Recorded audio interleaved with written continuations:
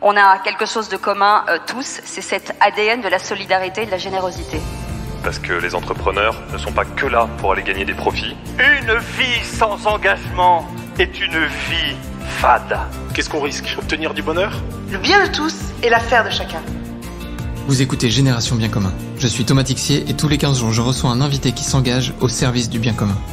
Ensemble, nous discutons de son parcours, de ce qui l'anime au quotidien et de ses actions concrètes en faveur de la société. Rejoignez-nous dans ce podcast pour découvrir des échanges sans tabou avec ceux qui osent s'engager. Bonjour Christine, comment allez-vous ? Bonjour Thomas, ça va, très bien, plaisir d'être là. Je suis ravi de vous recevoir sur Génération Bien Commun. Est-ce qu'en 2-3 mots, vous pouvez vous présenter pour nos auditeurs ? Me présenter en 2-3 mots, je suis une journaliste, écrivain. Je suis dans plusieurs conseils d'administration. Mon dernier livre, c'était sur la liberté d'expression. Je suis journaliste à Canal+, dans le groupe Canal. Et je suis aussi présidente d'une association qui aide des familles monoparentales depuis bientôt 13 ans. C'est un joli parcours, tout ça. En 2-3 mots, en tout cas. C'est déjà bien rempli. Merci beaucoup, en tout cas, d'être là. Je suis ravi de vous accueillir aujourd'hui dans beaucoup d'aventures que j'ai pu lire en me renseignant aussi, en préparant un peu cette rencontre. J'ai vu à quel point la liberté d'expression, et vous venez de le citer avec le titre de votre dernier ouvrage, est importante. Qu'est-ce qui, dans votre histoire, a nourri, peut-être dès la plus tendre enfance, ce sujet de la liberté d'expression ? J'ai toujours été attachée au sentiment de liberté et de liberté d'expression, parce que j'ai eu des parents déjà très durs, très stricts. Je leur suis absolument reconnaissante d'avoir été très dure et très stricte dans mon éducation. Et quand j'étais petite, évidemment, ça m'embêtait, mais avec le recul, je suis vraiment ravie. Mais ce côté strict de mes parents a nourri en moi une soif ardente de liberté, donc de liberté d'expression.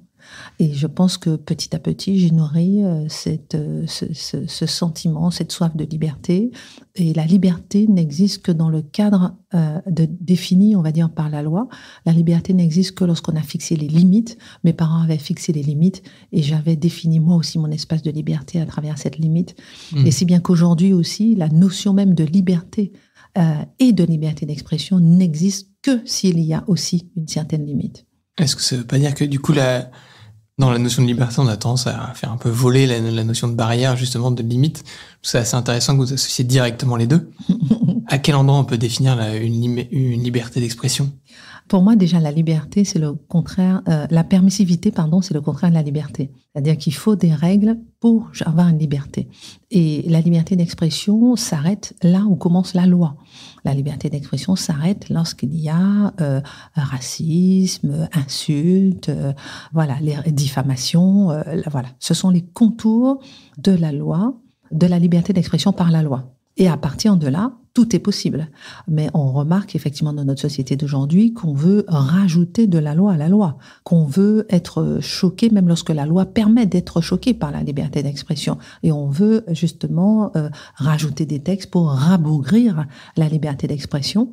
Et il est important de se référer à la définition même de la liberté d'expression pour pouvoir lui donner toute son expansion. C'est intéressant parce que c'est quelque chose que je vois beaucoup en côtoyant les associations, ce que j'ai tendance à appeler le parler vrai. On voit des associations qui vont aller dans l'expression de ce qu'elles ont vécu, ou des personnes qu'elles accompagnent, elles vont aller jusqu'au bout de la définition de ce qui s'est passé. Et parfois on parle de drames, de choses très dures, et ça choque. Et parfois certains auraient envie d'atténuer un peu les mots au titre d'une liberté d'expression qui en fait n'en est peut-être pas une, qui est plus notre capacité, notre ressenti à chacun à accepter d'être choqué ou à ne pas l'être. Et il y a un deuxième aspect qu'on voit aussi de plus en plus au sein des associations, qui va un peu vers ces idées de société un peu inclusive, où on va essayer de, je dirais pas polisser les mots, mais en tout cas peut-être mieux les harmoniser pour définir et construire des schémas mentaux peut-être plus simples. Je pense par exemple à la notion du handicap. On voit plus aucune association aujourd'hui qui dit on accompagne des handicapés. On va dire on accompagne des personnes porteuses d'un handicap ou qui vivent avec, mais on va avoir un peu ces éléments et je trouve que ça va vraiment aussi dans cette logique de liberté d'expression où on peut être parfois plus large dans un cadre bien défini et en même temps pas aller oser choquer. Est-ce que pour vous, cette dimension de choquer, elle est importante dans la liberté d'expression ? Est-ce que, si je me réfère à cet exemple un peu des associations, est-ce que les associations, elles doivent aller nous choquer pour nous faire un peu réagir? Je ne suis pas dans la bousculade à tout prix. Je suis plutôt dans la paix à tout prix. Donc, chercher à choquer à tout prix, ce n'est pas forcément ma notion de la liberté d'expression. Mais accepter d'avoir été choqué et d'être choqué, ça fait partie de la liberté d'expression. Ce qui veut dire que le curseur est placé à son propre niveau pour pouvoir maîtriser ses émotions par rapport à un sentiment de blessure personnelle ou pas. Et c'est là où tout intervient. Et c'est là où le débat intervient. C'est là où la notion de débat intervient. C'est là où la notion d'argument intervient. Donc, choquer pour choquer et chercher à choquer, personnellement, je suis contre, même si ça fait partie de la liberté d'expression. Il n'empêche que je trouve que c'est dans l'intérêt de tous d'accepter d'avoir été choqué par l'un ou par l'autre dans le cadre de la liberté d'expression. Pourquoi ? Pour une société plus apaisée. Pourquoi ? Pour accepter le débat. Pourquoi ? Pour accepter l'autre qui est souvent, par définition, même différent de soi. Ouais, je vous posais cette question parce que ce soir, on est le 27 mars et ce soir, au Bernardin, on a changé par le don. Et l'une des associations qui sera présentée au cours de la soirée s'appelle la boîte aux lettres des papillons. Les boîtes aux lettres papillons, pardon. Et en fait, leur mission, elle est assez simple, hein. C'est des boîtes aux lettres dans les écoles, dans les centres sportifs et autres, où les enfants peuvent décrire s'ils ont été victimes de harcèlement scolaire. Ouais, harcèlement scolaire, sexuel ou autre, qui peuvent être du cadre dans lequel ils sont ou leur cadre familial. Et ils peuvent le poster de manière écrite. Et c'est vrai qu'on en parlait il y a pas longtemps avec le fondateur. C'est des récits qui sont dans la liberté d'expression et qui en même temps parfois sont choquants et révèlent des moments forts. Vous avez dans votre histoire fait quelque chose que j'aime beaucoup. C'est speed dating entre des huissiers de justice et des familles monoparentales. C'est aussi une part de votre engagement. Est-ce que vous pouvez nous en dire un peu plus ? Oh oui, lorsque j'ai créé la Fondation Cas d'Urgence, qui est devenue maintenant une association, je voulais absolument venir en aide à ces familles qui sont premières victimes de la pauvreté, premières victimes du surendettement, premières victimes de tout. De toute façon, dès qu'il y a un problème d'inflation, ce sont les premières victimes, etc., etc. Dès qu'il y a un problème de transport, ce sont les premières victimes, etc. C'est la raison pour laquelle déjà j'ai voulu m'intéresser à ces familles monoparentales, tout en sachant que moi, quand j'ai lancé, je n'avais pas d'enfants et mes parents sont mariés depuis 55 ans, c'est-à-dire que je n'ai aucune notion de ce que c'est que la monoparentalité. Il n'empêche que je trouvais que pour la société, il était important de regarder qui se trouvait sur le bord du chemin pour ne pas avoir une bombe sociale à retardement. Quel était l'élément déclencheur alors ? Parce que sur le bord de la société, on peut imaginer, on le sait, il y a plein de cas, il y a plein de... Pourquoi sur les familles monoparentales à ce moment-là ? Parce que personne ne s'occupait d'elles. Parce que justement, il y avait des associations pour tout, sauf pour ce profil, ces familles monoparentales, qui sont finalement les plus pauvres. En fait, personne ne s'occupait d'elles directement. Elles étaient noyées dans différentes associations. J'ai mené une enquête, j'ai fait un livre qui est chez Léo Cher, qui s'appelle Le silence des familles monoparentales.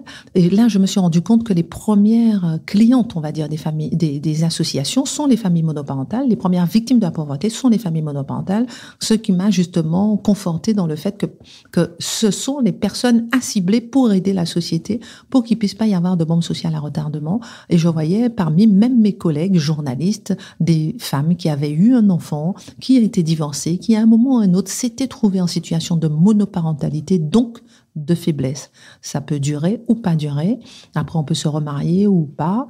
Mais c'est un moment de faiblesse pour une famille. Et c'est un moment aussi qu'on croit facile. C'est-à-dire, on se sépare facilement en se disant « Ah oui, mais de toute façon, il y a des aides. » Et en réalité, sur le terrain, on voit à quel point les aides n'existent pas, on voit à quel point c'est compliqué, on voit à quel point avant de se séparer, il y a un enfant à nourrir, il y a un enfant derrière et c'est important de pouvoir s'inquiéter de la notion de la famille avant de se séparer et aussi et surtout lorsqu'on s'est séparé. Donc tout ça m'a poussé à lancer ma fondation. Quand je me suis allée sur le terrain avec tous mes clichés, ce sont d'abord des femmes qui ont voulu elles-mêmes se séparer, elles-mêmes qui ont voulu élever un enfant, quand je suis arrivée avec tous mes clichés et je me suis rendu compte qu'en fait, 15% des familles monoparentales ont voulu avoir un enfant seul, 11% sont issus du veuvage, donc ont subi la monoparentalité, et 74% ont subi aussi la monoparentalité étant issus de divorce ou de séparation. Donc 85% environ des familles monoparentales n'ont pas souhaité être seules. Et ça, c'était mon premier constat. C'est énorme. C'est-à-dire qu'on se met à deux et finalement, bon, il se passe quelque chose, ou bien le mari s'en va, ou bien voilà, en tout cas, je suis enceinte, ça va plus du tout, il est parti, ou bien il est mort d'un cancer, etc., ou elle est morte, etc. Parce qu'il y a aussi des hommes, 15% des hommes sont des familles monoparentales, sont représentés par des pères, 15% des familles monoparentales sont représentées par des pères, 85% sont représentés par des femmes. Et fort de ce constat, premièrement, donc, la plupart l'ont subi. Deuxièmement, la plupart sont des femmes. Troisièmement, les aides que l'on croit qu'elles ont ne l'ont pas. Et la première aide, c'est la pension alimentaire. Il se trouve que les huissiers peuvent récupérer gratuitement la pension alimentaire et ça, les familles monoparentales ne le savaient pas. Et c'est la raison pour laquelle j'ai fait des partenariats avec la Chambre nationale des huissiers pour pouvoir faire ce speed dating entre familles monoparentales et huissiers de justice. Et j'ai poussé le bouchon beaucoup plus loin où j'ai demandé aux différents présidents de la République, les uns après les autres. J'ai commencé sous Sarkozy, ensuite sous Hollande et ensuite sous Emmanuel Macron. Et Emmanuel Macron, en passant par Brigitte Macron, a fini par faire une loi pour récupérer directement la pension alimentaire sur le salaire de celui ou celle qui ne paie pas la pension.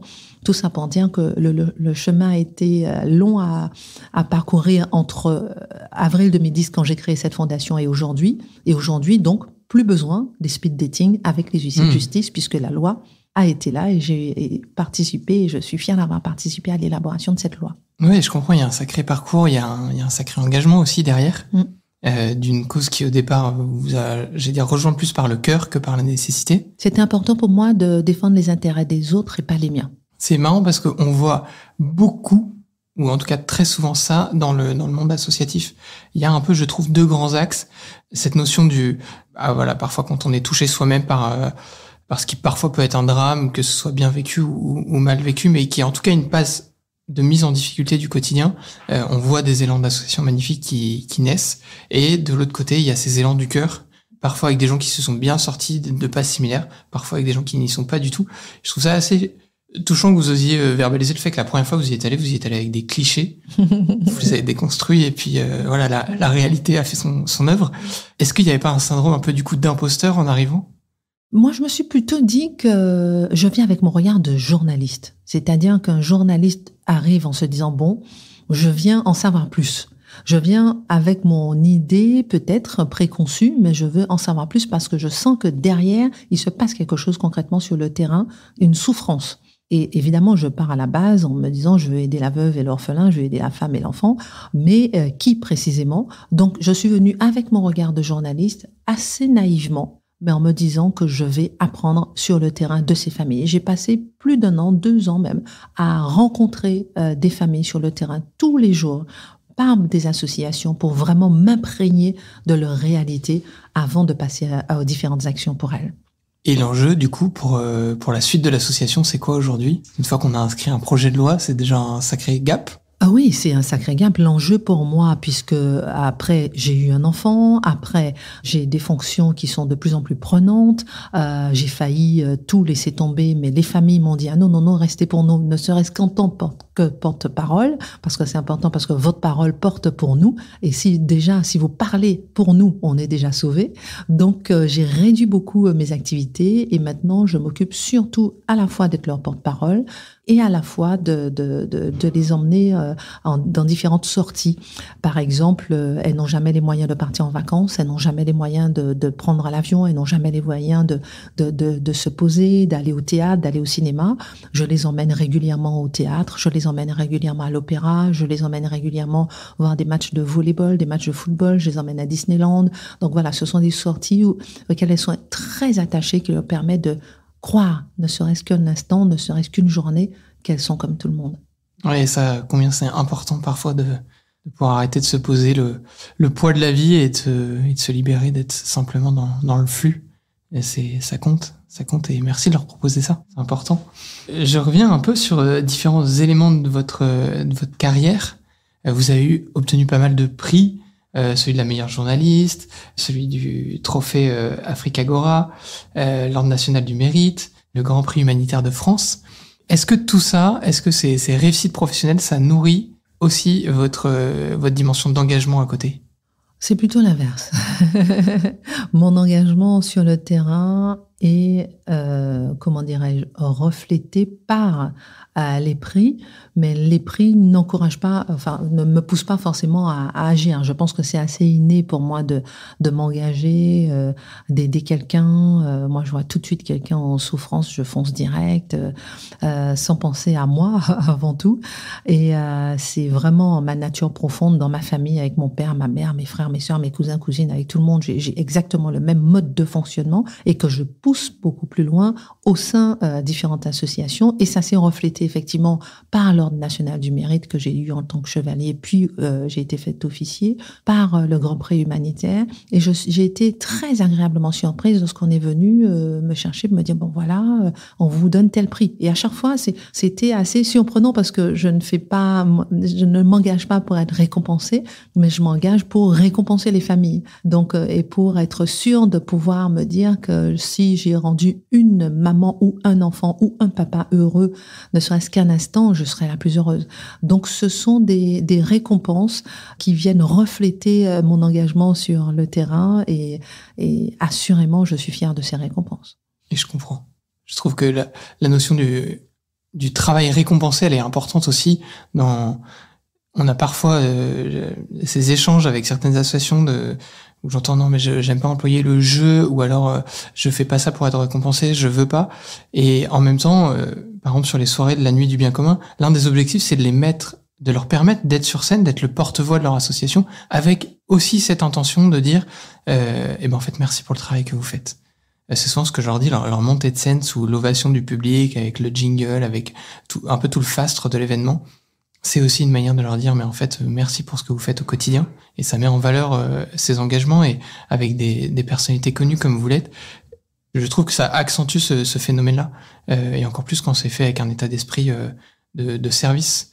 Et c'est vrai qu'on se rend compte à ce moment-là, lorsqu'il y a un jingle lumière, on vous donne une récompense, pour caricaturer un jingle lumière, on se dit, waouh, certains ont vu effectivement que j'ai travaillé. On se dit aussi, waouh, pour les moments difficiles, il faut que je pense à ces moments-là. Parce qu'il y a des moments difficiles, il y a des moments où on veut tout abandonner, il y a des moments où, moi, par exemple, quand j'ai créé la fondation en cas d'urgence, comme une béotienne, j'ai vidé tout mon salaire et j'ai mis dans la fondation.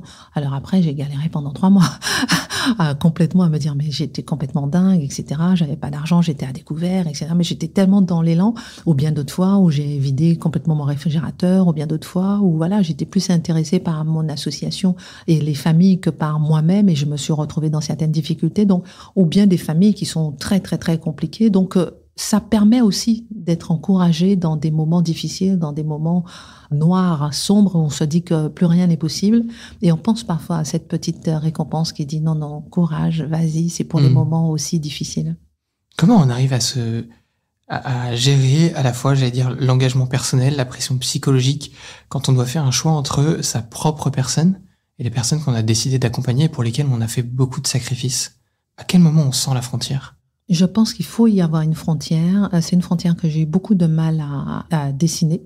Par exemple, à chaque mail d'une famille, je pleurais. Ça m'est arrivé pendant des années. Je me suis dit, mais Christine, si tu es trop dans l'émotion, tu ne pourras jamais agir et être efficace. Donc, petit à petit, j'ai appris à maîtriser mon émotion. J'ai appris à effectivement, parfois, à trop donner, à me dire, attention, là, tu as trop fait. Et je me dis, mais comment ça, j'ai trop fait? Mais non, l'essentiel, c'est de donner, de tout donner. Et après, tu te dis, non, la limite, c'est toi. À partir du moment où, par exemple, j'ai eu un enfant, je me suis dit, la limite, c'est la protection de mon enfant. C'est-à-dire que je ne peux pas donner l'argent de mon revenu à une association ou à une famille si mon enfant n'a pas de quoi manger. Donc, la limite, elle se dessine par rapport à sa propre intégrité, par rapport à son propre bien-être, par rapport à son propre bien-être psychologique, émotionnel, etc. Et où il faut, moi, je ne dis pas qu'il faut faire abstraction de l'émotion, l'émotion, parce que l'émotion entraîne l'action, et c'est important justement de garder cette capacité. C'est souvent le moteur de départ. Voilà, c'est important d'avoir cette capacité à s'émouvoir, cette capacité à crier, cette capacité à se rendre compte des choses qui ne vont pas, et en même temps la contenir, la maîtriser pour pouvoir agir de façon ciblée, de façon efficace, ne pas être noyé dans l'émotion, mais être efficace. Il m'est arrivé, par exemple, de donner des chèques à des familles, et puis après, je me suis rendu compte que bon, elles n'étaient pas forcément les plus bénéficiaires.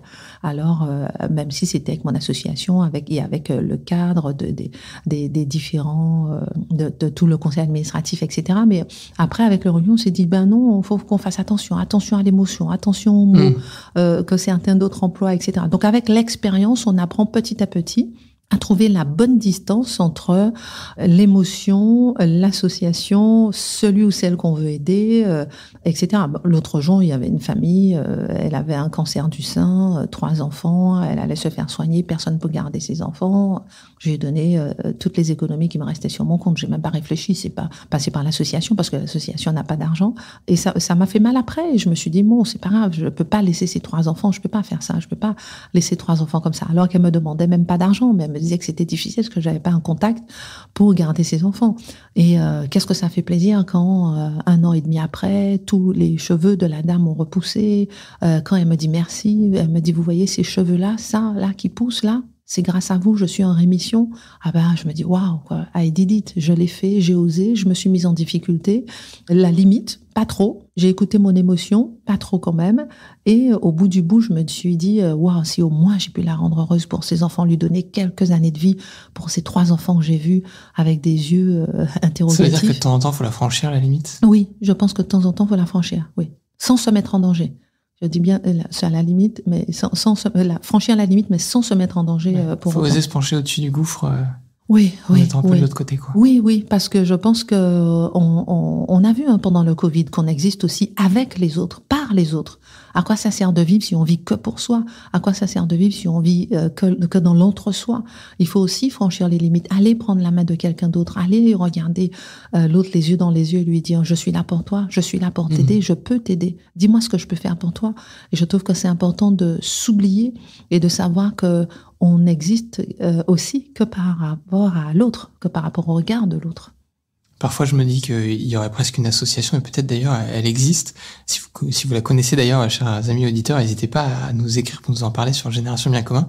Mais pour justement tous ces responsables d'associations, tous ceux qui ont cet élan du cœur, qui lancent un projet, et pour les accompagner sur cette partie, en fait, comment définir ma propre limite, comment savoir si je la franchis trop, si elle est au bon endroit. Parce que quelle difficulté parfois de se dire que je garde sur mon nécessaire, mais qu'en même temps, mon nécessaire me met dans une forme de confort que peut-être que la personne qui est en face de moi n'a pas. Je pourrais l'aider, mais effectivement, comme vous dites, Christine, on bascule un peu de l'autre côté et il faut pas non plus se retrouver totalement de l'autre côté parce que là où on est attendu et là où on œuvre, c'est aussi en fait avec les responsabilités et je vais dire l'éducation, les valeurs, la place où on est aujourd'hui dans la société, qui nous permettent de tendre la main à ceux qui sont peut-être à une place moins facile, plus compliquée. Et je trouve ça assez chouette, effectivement, de se dire qu'il faut pas non plus en oublier que... La Fondation de France m'a beaucoup aidée au début parce qu'elle était abritée, ma fondation, c'était une fondation abritée par la Fondation de France et ils m'ont beaucoup alerté. Attention, Madame Kelly, attention, ciblez bien, faites attention, ne vous laissez pas emporter par l'émotion. Je dis, mais qu'est-ce qu'elle raconte? Et petit à petit, ça m'a permis aussi de me canaliser. Et puis pour revenir aussi à ce que vous disiez tout à l'heure par rapport au prix que l'on reçoit, je trouve que c'est important de susciter des vocations. C'est-à-dire que lorsqu'on a par exemple l'Ordre national du mérite ou bien le Grand Prix humanitaire de France ou etc. Ça permet effectivement de penser ses petites plaies intérieures et ses souffrances dans son engagement personnel. Ça permet aussi d'être encouragé, mais ça permet aussi de donner des idées aux autres, d'encourager les autres aussi à se lancer dans l'aventure et de dire que vous aussi, vous pouvez le faire. Je pense que les prix aussi, ça sert à ça. Pardonnez-moi.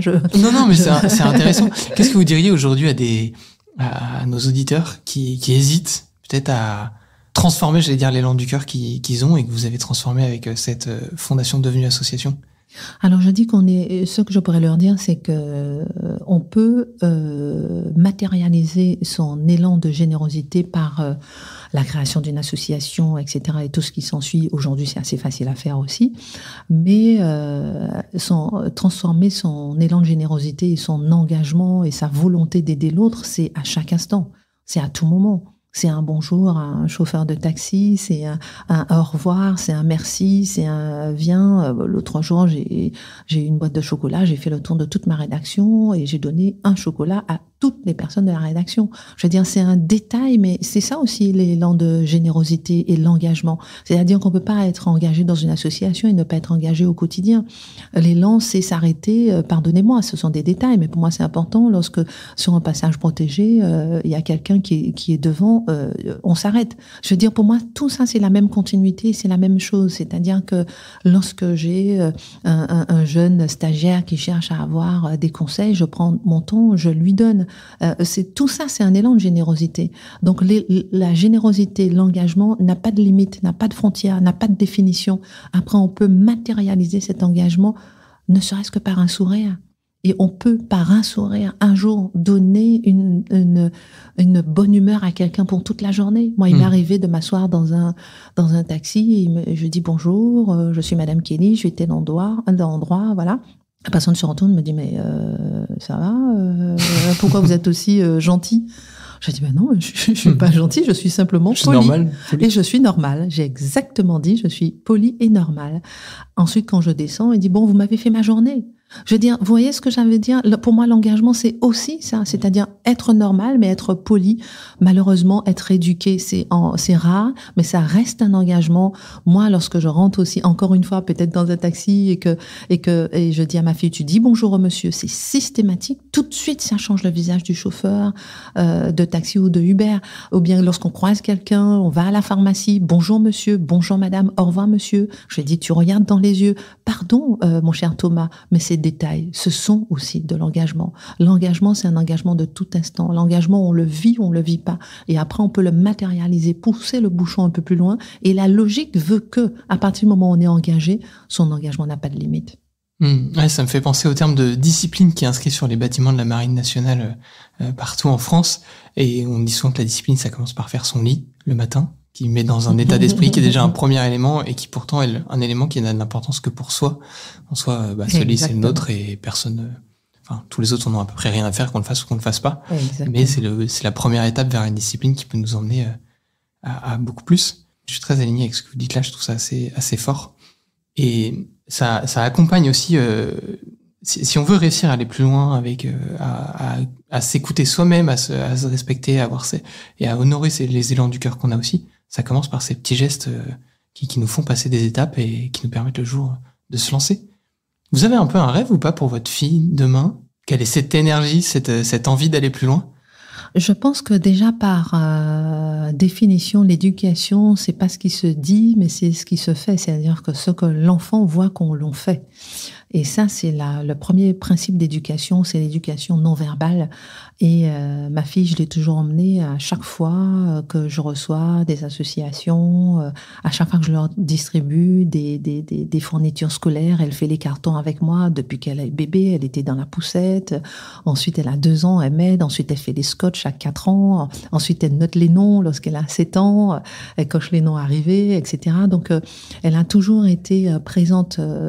Elle n'a pas, des familles monoparentales. Je lui ai expliqué petit à petit. Au début, elle ne savait pas ce que ça voulait dire, mais c'est important justement de témoigner par ses actions.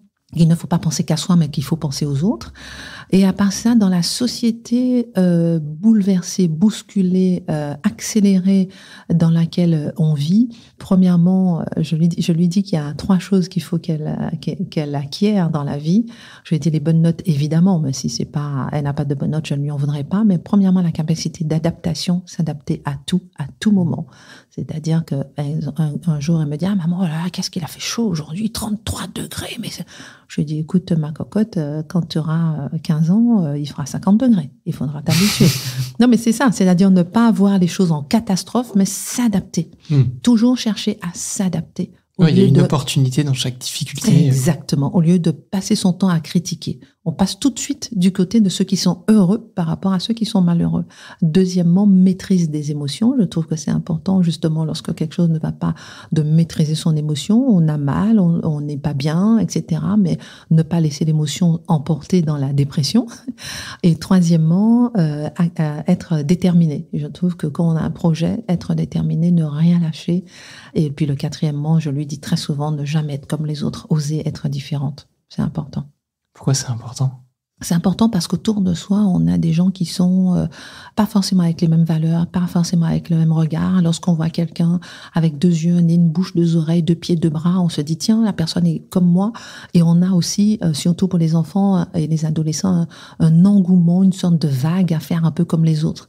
Et je pense que ce qui m'a sauvée, quand je dis sauvée entre guillemets, chacun a sa notion d'être sauvé, mais ce qui m'a sauvée dans mon parcours professionnel et personnel, c'est de ne pas être comme les autres et de ne pas faire comme les autres. Mes parents m'ont toujours indiqué et inculqué de ne pas faire comme les autres, d'être différente. Exemple, les autres peuvent fumer, tu fumes pas. Les autres peuvent boire, tu bois pas. Bon, je bois quand même un peu. Mais je veux dire, j'ai jamais fumé. J'ai jamais fumé de joint, j'ai jamais fumé de cigarette, je ne sais pas comment faire, j'ai jamais cherché à faire. Parce que mes parents m'ont inculqué le fait d'être différente, d'avoir des valeurs différentes. Donc j'ai des valeurs aussi différentes pour moi. Par exemple, quand on est marié, on respecte la personne qui est mariée. Je veux dire, ce sont des valeurs, c'est une éthique pour moi que j'ai établie. Et j'aime bien ces valeurs-là, j'aime bien ce cadre-là, où parfois je me suis trouvée très, très, très différente des autres, mais j'ai osé être différente. Et finalement, je pense que c'est ce qui m'a donné un socle et être profondément enracinée. Et on peut pas porter de fruits si on n'a pas des racines profondément ancrées. Ça, je rejoins tout à fait. Comment est-ce qu'on arrive à oser être différent? Vous êtes dans un métier aujourd'hui où c'est pas simple. On le sait, le métier des médias est un métier dur, un métier où on est véritablement exposé, pas juste professionnellement. J'ai envie de dire que moi j'ai la chance que dans mon métier, si je peux dire des choses à mes collègues, afficher des postures ou des valeurs et ça va s'arrêter là. J'allais dire au cadre professionnel, je vais pas en ressortir mes copains m'en parlant pas pendant le dîner le soir en disant mais pourquoi t'as fait ça au bureau aujourd'hui, ils en savent rien. Dans les médias, on a ce côté où on est affiché. Alors vous êtes plus régulièrement sur la posture d'interviewer des j'allais dire de mon côté du micro pour aujourd'hui, mais comment est-ce qu'on arrive à assumer une forme de différence dans un monde qui veut être j'allais dire parfois assez policé? Je pense qu'aujourd'hui, ou bien on a une carapace, ou bien on est perméable et on se fait dévorer. Ou bien on sait se blinder, ou bien ce sont les autres qui ont votre vie. Ou bien on gère sa vie, ou bien ce sont les autres qui la gèrent pour vous. Et de façon, on ne se rend pas compte, mais si on n'est pas suffisamment... on ne cultive pas cette carapace pour pouvoir être soi et être différent, de toute façon, ce sont les autres qui vont gagner. Parce que les autres, de façon instinctive, ont des injonctions sur votre vie. T'es pas encore marié? T'as pas encore d'enfant? Ah oui, t'es un garçon. Quand est-ce que tu fais ta fille? Ah, t'as pas encore acheté ta maison? Ah, t'as pas encore loué ta maison? Ah, t'as loué aussi petit. Ah, pourquoi c'est pas plus grand? Ah oui, etc. Les gens ont toujours une injonction sur votre vie. Si vous ne cultivez pas votre résistance à l'injonction des autres, vous n'existez pas. Vous ne pouvez pas exister, vous ne pouvez pas avancer. Donc cette carapace à cultiver, à oser être différent, ça sert pour tout et en tout.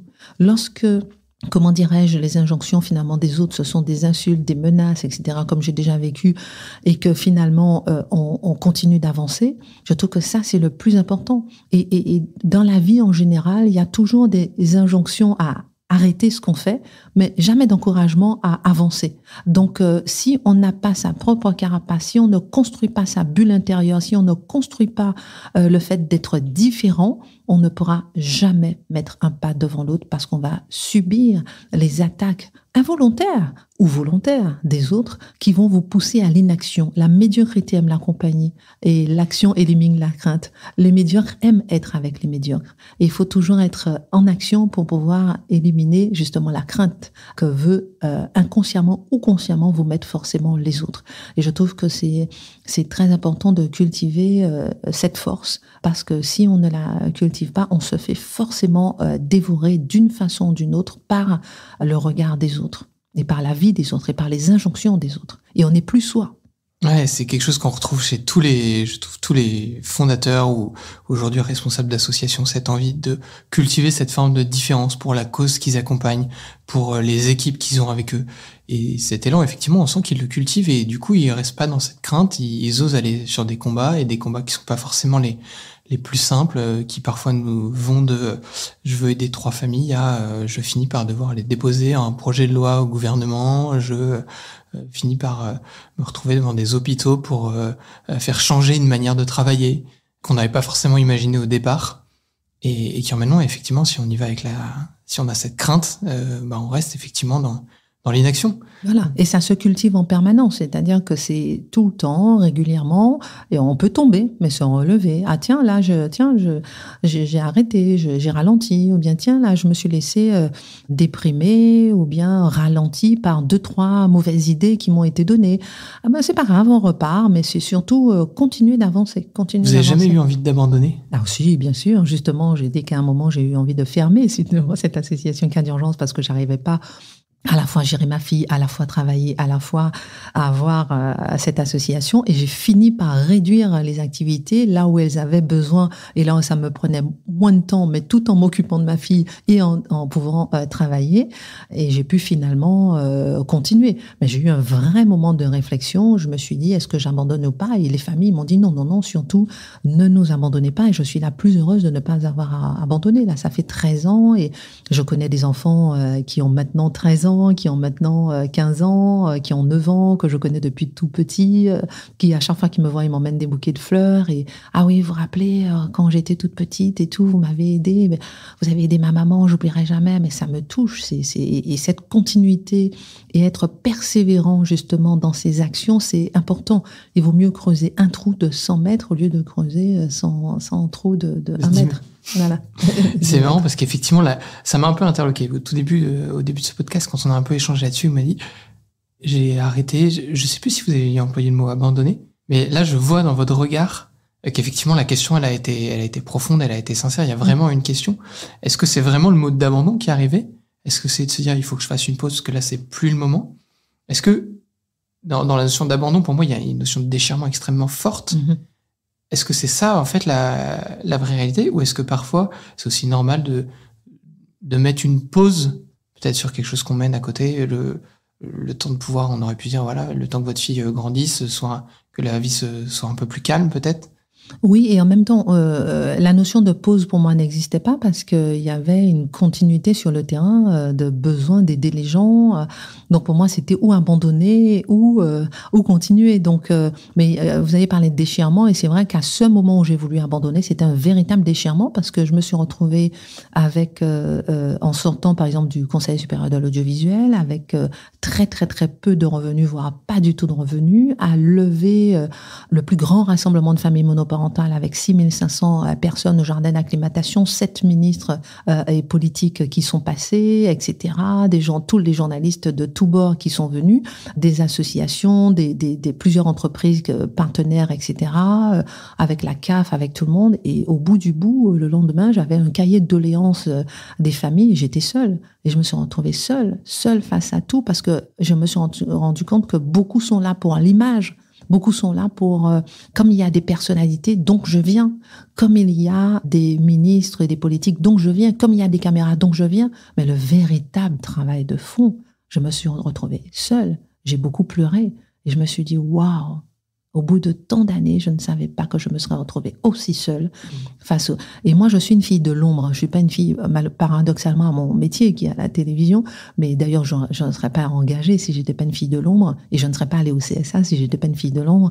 Mais je suis une fille de dossier, avant tout. Et après, s'il y a la lumière, il y a la lumière. Mais avant tout, c'est l'ombre. La réussite se prépare dans l'ombre. Le travail se prépare dans l'ombre. Le résultat, c'est la lumière. Mais tout le travail est dans l'ombre. Et je me suis retrouvée seule avec de très, très, très gros dossiers à gérer. Et là, je me suis dit que je ne pouvais pas. Donc, c'est vrai qu'il y a eu un moment de déchirement. Et ce sont les familles elles-mêmes à qui j'ai dit, là, je peux pas. J'ai ma fille, je peux pas, j'y arrive pas. Et c'est à un moment où vous avez pris la décision, en fait, d'arrêter. Ah oui, complètement. Et j'ai changé, c'était association K d'urgence, j'ai changé, elle est devenue association K, où j'ai levé justement tout ce qui était charges financières, etc. et tout. Et c'est intéressant de voir que les familles que j'aidais m'ont dit non, Madame Kelly, s'il vous plaît, même en tant que porte-parole, restez avec nous. Et là, ça m'a ouvert justement une porte de sortie. Les familles que j'aidais m'ont ouvert une porte de sortie en me disant que, ok, d'accord, vous pouvez pas nous aider financièrement, ok, d'accord, vous pouvez pas nous aider pour nous mettre en contact avec la CAF, etc., comme avant, ok, d'accord, mais au moins, parlez de nous. Au moins ça. Donc, je fais un peu plus quand même. Je les aide, je les sors régulièrement, comme je disais, dans différentes sorties culturelles, sportives et tout.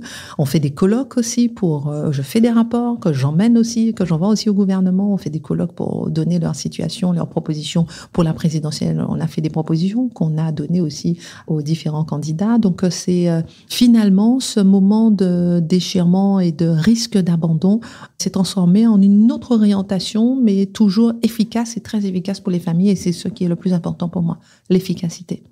Et justement, dans cette notion d'efficacité, chez Génération Bien Commun, l'un des enjeux, c'est la dimension du don. Alors, on a parlé beaucoup là de don au bénévolat, en temps, mais il y a aussi cette dimension financière que vous venez d'aborder, Christine. Comment est-ce que dans une association, on travaille et on pérennise aussi cet engagement du don? Comment est-ce qu'on peut aller chercher les gens pour s'assurer que ce soit pas le mauvais running gag qui revient trop régulièrement en fait, les caisses sont à nouveau vides, l'association va à nouveau s'arrêter, j'allais dire indépendamment de nos choix, mais par les faits. Comment est-ce que vous avez trouvé cette énergie du coup? Alors, au tout début, comme je vous ai dit, c'est moi qui ai mis tous mes euros. Petit à petit, j'ai été choisir des amis et après des entreprises. Parce que lorsque les gens ont commencé à avoir des résultats sur le terrain, les entreprises ont commencé à m'aider. Mais les gens donnent à partir du moment où ils savent pourquoi ils donnent. Et la clé, c'est ça, c'est pourquoi. Résultat concret. Quand, par exemple, des gens finançaient une action, je donnais tout de suite un compte-rendu net à qui on a donné, pourquoi, combien, etc. La dernière fois, j'ai fait une association. Ça veut dire qu'une association, elle doit avoir un feedback reporting? Est-ce que l'association demain, ça devient une forme d'entreprise qui fait des feedbacks à, non pas des actionnaires, mais des donateurs? Les gens ne sont pas obligés, mais je trouve que c'est mieux pour pouvoir avoir des retours justement et de nouveaux investissements. Et je trouve que c'est bien, par exemple, de dire aux gens, voilà, moi par exemple, j'ai fait une formation en mois de mai 2022 sur la maîtrise des écrans. Pour plusieurs personnes, pour une centaine de personnes. Il y avait une dizaine que j'ai demandé à des entreprises de prendre en charge financièrement parce que la formation que j'ai faite était payante et j'ai donné nom, prénom, adresse, téléphone de chaque personne pour lesquelles les entreprises ont payé. J'ai dit, toi, est-ce que tu peux prendre le financement de 5 personnes? Toi, est-ce que tu peux prendre le financement de 3 personnes, etc. Voici son nom, son prénom. Comme ça, c'est transparent. La personne, celui qui a donné, qui a payé, par exemple, la formation pour cette famille monoparentale peut savoir si elle veut appeler pour savoir si ça a été efficace ou pas. Et je trouve que ça, c'est très important. On est tellement sollicité aujourd'hui, donnez-nous de l'argent pour ceci, pour cela, etc., qu'on ne donne que si on sait pourquoi, si on sait que c'est efficace, si on sait à qui on donne. Et aujourd'hui, j'ai transformé ce don financier, puisque je ne fais plus ça du tout, en don de billets d'opéra, de billets de théâtre, de spectacle, etc. De temps en temps, moi aussi, j'en achète, par mon entreprise ou bien même sur mes fonds. Je me dis, tiens, j'achète un billet pour quelqu'un. J'ai payé l'autre jour 3 entrées pour Disneyland sur mes fonds. Bon, pour une famille, bon, c'est pas grave. Mais aujourd'hui, ce sont plutôt donc des entreprises, par exemple la Fondation ANJ, à qui je vais demander, qui finance l'Opéra de Paris, des billets pour aller tous les 14 juillet emmener 200 familles monoparentales au théâtre, à l'opéra. Elles pleurent parce qu'elles n'ont jamais été à l'opéra de leur vie.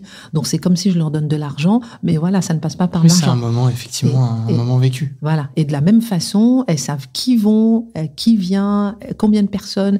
Je leur fais souvent un petit reportage vidéo. Et ça aussi, je suis restée 2 ans sans jamais dire publiquement ce que je faisais. Et après, je me suis rendu compte que les familles étaient contentes d'avoir un retour public sur mes réseaux sociaux. Les entreprises étaient contentes d'avoir un retour public sur mes réseaux sociaux. Et c'est important de faire et de faire savoir pour avoir le retour. Je continue par exemple avec le Conseil régional d'Île-de-France qui me donne souvent des billets pour aller au volleyball, football, etc., rugby. Et les familles sont hyper contentes. Waouh, assister à un match de volleyball, mais personne n'y pense. Et ça, c'est très important. Et après, moi, je mets sur mes réseaux sociaux qui m'ont donné des billets pour mes familles, etc. Donc ça aussi, c'est une forme de transparence de don. C'est-à-dire, voilà, je demande des photos, je renvoie les photos au conseil régional, voici des familles qui ont été, elles sont contentes, etc. Ils peuvent mettre à la poubelle. Mais vous voyez ce que je veux dire? C'est-à-dire, on flèche et on fait un retour. Et je trouve que c'est important. Ouais, je suis très très aligné. C'est d'ailleurs exactement ce qu'on fait avec la Nuit du bien commun. On flèche des dons vers des projets qu'on découvre sur scène avec quelqu'un totalement incarné qui vient de présenter, qui vient de pitcher. Et puis évidemment, derrière, on pousse les associations à faire des retours, à communiquer sur ce qui s'est réellement passé, combien de personnes ont pu être aidées, combien de bâtiments ont pu être reconstruits, jusqu'où est allé le spectacle, etc. Et je pense que c'est effectivement la notion du retour vers le donateur. C'est vraiment un mouvement et effectivement ça influe. Ça encourage à donner. Ça encourage. Oui, ça encourage justement à être actif sur le terrain. Merci beaucoup Christine pour ce superbe échange. Mais c'est un plaisir, c'était un véritable plaisir. En tout cas, merci de m'avoir accordé ce temps. Merci de vous intéresser à l'engagement. Et s'il y a un mot ou peut-être une image, j'oublierai jamais une femme que j'ai aidée au téléphone en une nuit où elle avait pris des cachets parce qu'elle n'en pouvait plus. Elle n'arrivait plus à donner à manger à son enfant. Et je ne sais plus comment elle s'appelle, mais je sais qu'au bout du monde, quelque part, elle vit encore. Et parce que j'ai passé une nuit au téléphone avec elle, à appeler les pompiers parce qu'elle avait pris des médicaments.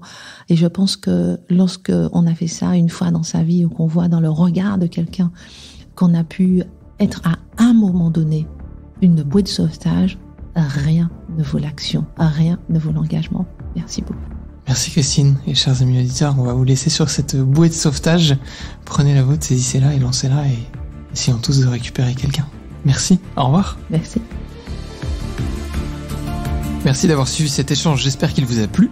N'hésitez pas à vous abonner à notre podcast et à lui mettre une note de 5 étoiles sur les différentes plateformes d'écoute. Ça nous aidera à le faire connaître. Retrouvons-nous dans 15 jours pour un nouvel épisode de Génération Bien Commun, où nous continuerons à vous partager les témoignages de ceux qui s'engagent au service du bien commun.